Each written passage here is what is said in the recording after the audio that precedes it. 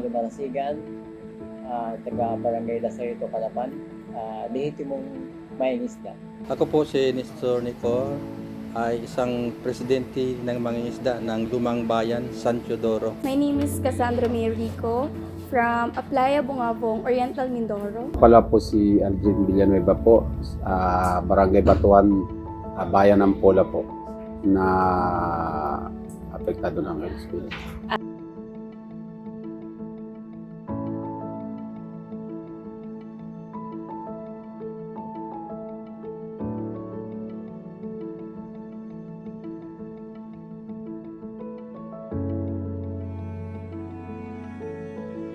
At nung wala pong oil spill sa bayan namin, ang mga ngisda po ay meron silang sapat na kabuhayan na kung saan natutustusan nila yung pangangailangan ng mga pamilya nila.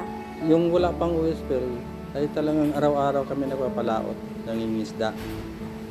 Maganda po at lagi kami nasa laot ng isda, maliban lang kung malakas ang dagat. Pero pag kaya namin ay araw-araw kami nangingisda.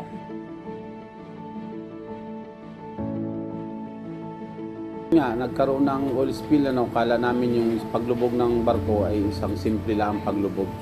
Pero nung lumuwa na yung langis niya, isang malaking bangungot lalo na dun sa mga mangingisda namin kasama.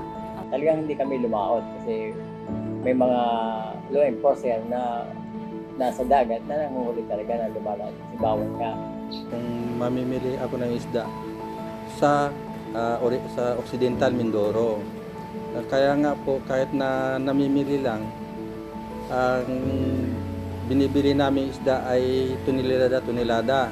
Pagdating dito sa atin, dahil sa yung pagkataong oil spill na, ay mura na. Ang iba ay talagang hindi na nabibili. Dahil nga natatakot sila, dahil sabi nga, mayroong ng mga cancerous na daw yung mga isda o tawagin contaminated na. Isang hinaing ng mga mangingisda sa aming bayan ay kawalan po ng trabaho, kawalan ng pagkain, at yung mga resort po ay walang pumupunta sa kanila at hindi naman po pwedeng maligo. Kaya po nawawala ng trabaho yung ibang mga nakatira sa komunidad po namin. Number one problema namin ay yung financial dahil nga bayad ng kuryente, bayad ng boarding house ng nag-aaral na anak, pamasahe araw-araw.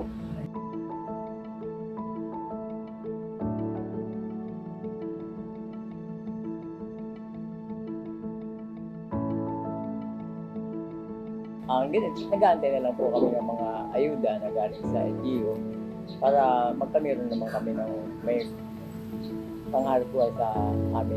Yung mga nabigay po ng DSWD na kung saan hindi po makain yung iba at yung iba pong mga dilata na hindi naman po kaaya-aya sa panlasa at mga yung bigas po na kung saan inauud po.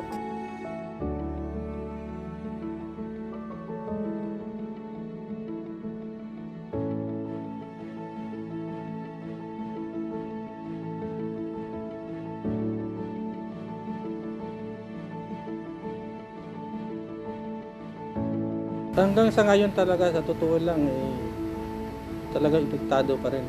Sa totoo lang, ang mga puhunan ko noon ay ngayon wala na. Kahit na sa pambayad sa utang sa bangko, wala na pambayad dahil nga wala na rin nga mahuhuli. May mahuhuli naman, talagang hindi mo na rin mapakinabangan dahil iba ay hindi nabibili. Saka mura lang din ng isda. Kaya mahirap. Kung makahuli man kami ng isda, hindi sa doon tumaas ang presyo kasi ang iniisip ng mga namimili ay galing pa sa may spill. Yung spirit ng oil spill ay napakatagal bago mawala doon sa mga bumibili ng isda, sa mga kumakain isda.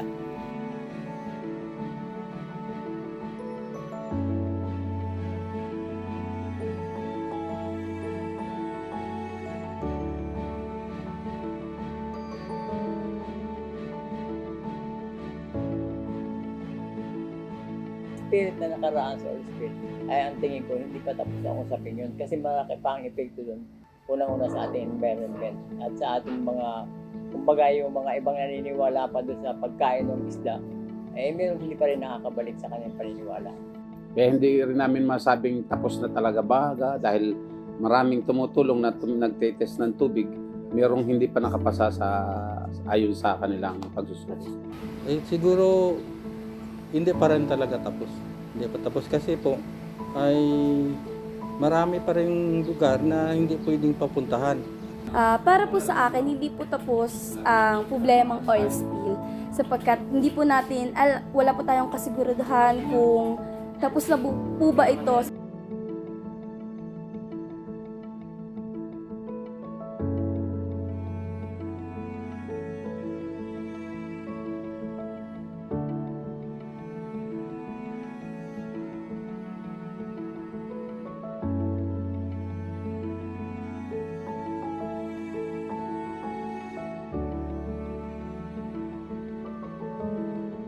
Sana dun sa polluters, lalo dun sa yung may-aring magbayad naman sila ng kompensasyon ng tama sa mga apektadong tao, lalo na number 1 itong mga mangingisda.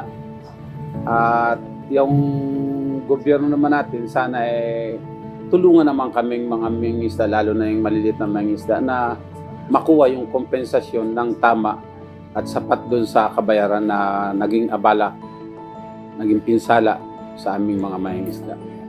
Yung kung maaari lang po ay speed up nila yung paglilinis ng karagatan at yung dapat ng ayuda ay mapupunta o ang tulong ng gobyerno ay mapupunta sana sa totoong nangangailangan.